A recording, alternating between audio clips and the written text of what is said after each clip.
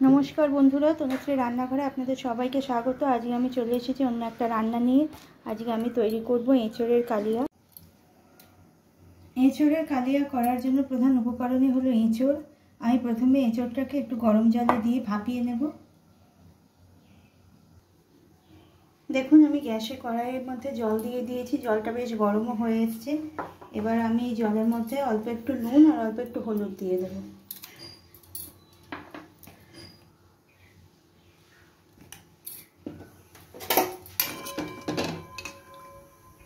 এবার এর মধ্যে এঁচড়গুলো আমি দিয়ে খানিকটা ভাপিয়ে নেব।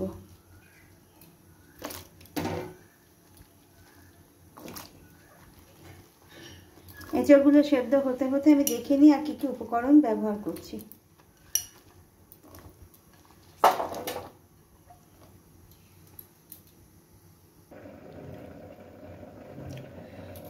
এঁচড়ের কালিয়া করার অন্যান্য উপকরণগুলো হলো আলু। দেখুন আমি আলুগুলোকে ডুমো ডুমো করে কেটে নিয়েছি।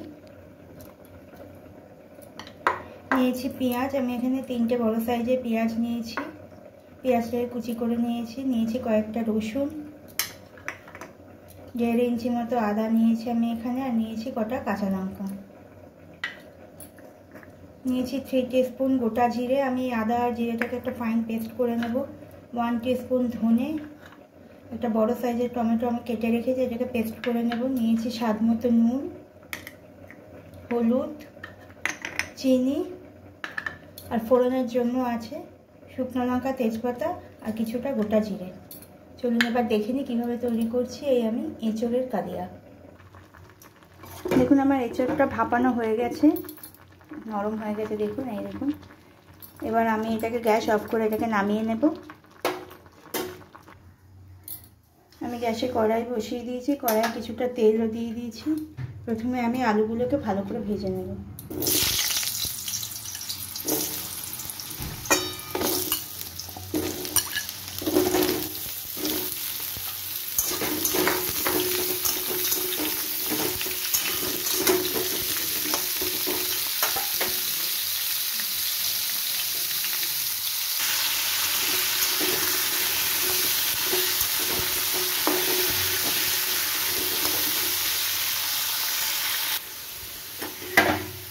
আমার আলুগুলো ভাজা হয়ে গেছে, অনেকটা নরমই হয়ে গেছে। ভাজতে ভাজতে আমি চাপা দিয়ে ভেজেছি বলে আলুগুলো অনেকটাই নরম হয়ে গেছে।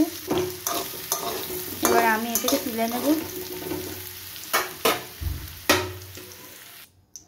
কড়াইয়ে আমি বেশ খানিকটা তেল দিয়ে দিয়েছি। প্রথমে দিয়ে দেবো এর মধ্যে ফোড়নটা। ফোড়নটা একটু ভাজা হয়ে গেলে আমি এর মধ্যে পেঁয়াজটা দিয়ে দেবো।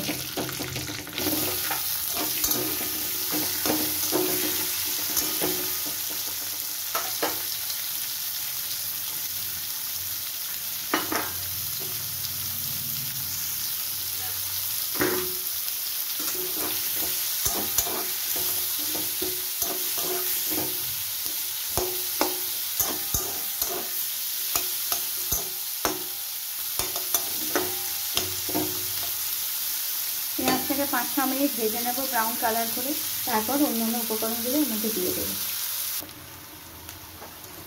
আমার পেঁয়াজটা ভাজা ভাজা হয়ে গেছে, দেখুন কালারটা। এবার আমি এর মধ্যে রসুনটা দিয়ে দিচ্ছি। আমি রসুনটাকে কুড়ে রেখেছি, রসুনটা একটু ভালো করে 2 থেকে 3 মিনিট ভেজে নেব। রসুনটা আমার ভাজা ভাজা হয়ে গেছে। এবার আমি এর মধ্যে আদা আর জিরে পেস্টটা দিয়ে দিচ্ছি। আদা জিরের সাথে এর মধ্যে আমি 2টো গোলমরিচ, 3-4টে লবঙ্গ, একটুখানি দারচিনি আর 2টো ছোটো এলাচ পেস্ট করে নিয়েছি, আর দিয়েছি 2টো কাঁচা লঙ্কা।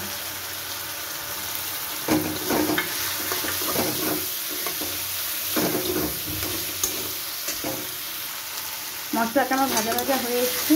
এবার আমি এর মধ্যে টমেটো পেস্টটা আর ধনে গুঁড়োটা দিয়ে দিলাম।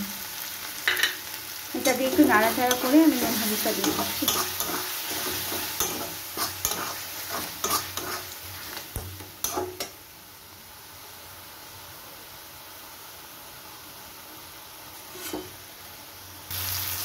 এবার আমি নুন হলুদ মিষ্টি সব একে একে দিয়ে দেবো। নুন দিলাম, হলুদ দিলাম আর মিষ্টিটা দিয়ে দিলাম। সব কিছু দিয়ে আরও 2 থেকে 3 মিনিট ভালো করে কষিয়ে আমি এঁচোড়টা এর মধ্যে দিয়ে দেবো।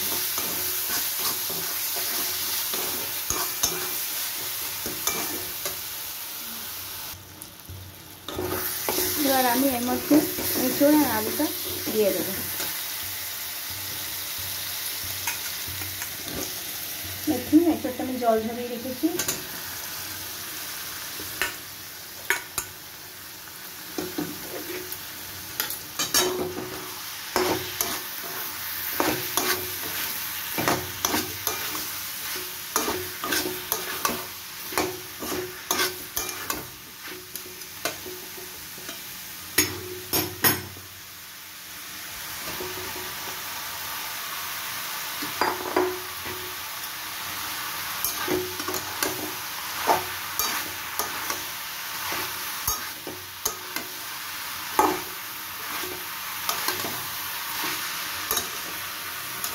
এঁচোড়টা দিয়েও আমি 2 থেকে 3 মিনিট এটাকে কষিয়ে নেব চাপা দিয়ে।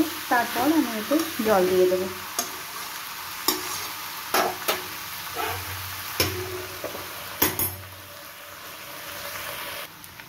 মশলার সাথে এঁচোড় আর আলুটাকে ভালো করে আমার কষানো হয়ে গেছে। এবার আমি এর মধ্যে পর্যাপ্ত পরিমাণে জল দিয়ে দেবো।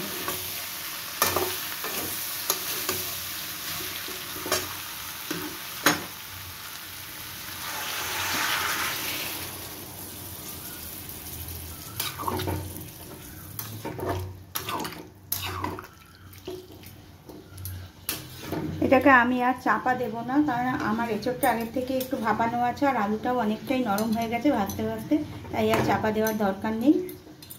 এটা খুলে রেখেই আমি এটাকে এবার রান্না করব।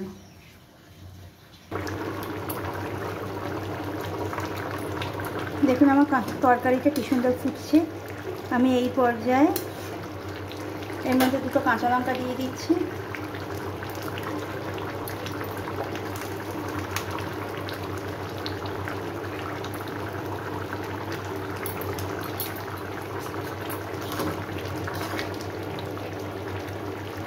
তরকারিটা আমার প্রায় হয়ে এসছে, আর 2 থেকে 3 মিনিট ফোটালেই এটা হয়ে যাবে কমপ্লিট।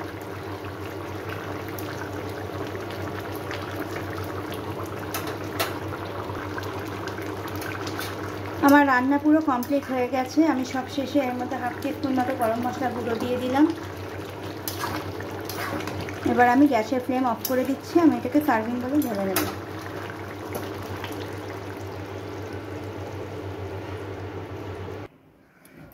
তৈরি হয়ে গেল আমার এঁচোড়ের কালিয়া। আপনারাও একবার এইভাবে এঁচোড়ের কালিয়া করে দেখবেন। রুটি, পরোটা, ভাত সব কিছুতেই কিন্তু এটা খেতে ভালো লাগে।